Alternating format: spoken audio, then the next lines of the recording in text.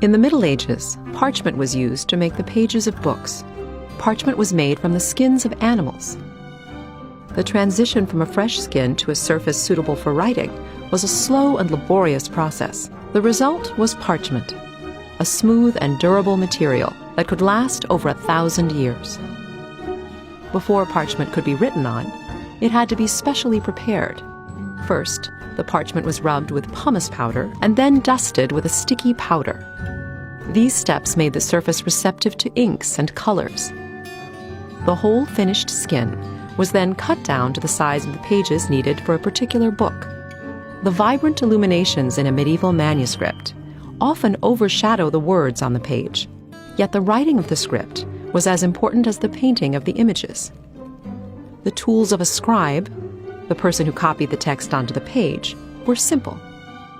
Pens, called quills, were made from the feathers of a bird, which were soaked in water, dried, and hardened with heated sand.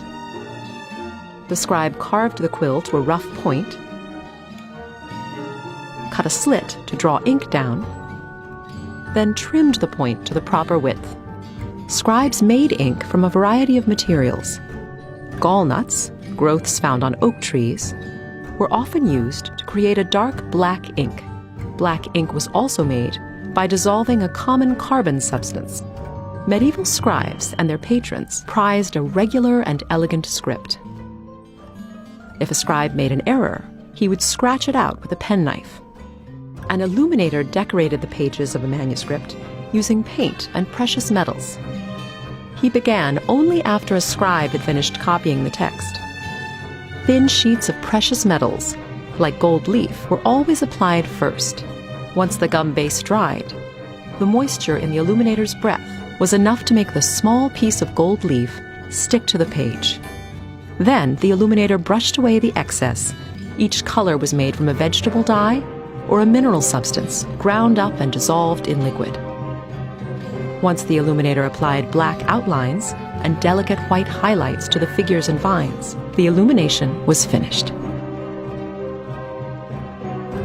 After the scribes and illuminators had finished writing and decorating the parchment pages, the manuscript was bound. Groups of folded sheets of parchment, called gatherings, were sewn together with strong linen thread onto flexible supports, such as these narrow leather thongs. The binder then laced the leather thongs along the spine through channels and tunnels, which had been carved into wood boards. The volume was then covered, usually with leather. Without pressure from the covers to keep the leaves flat, parchment expanded and contracted with changes in temperature and humidity. The binding of a manuscript could be decorated with any one of a variety of materials. A manuscript might be covered with leather, stamped or tooled with gold, or covered with silks or velvets.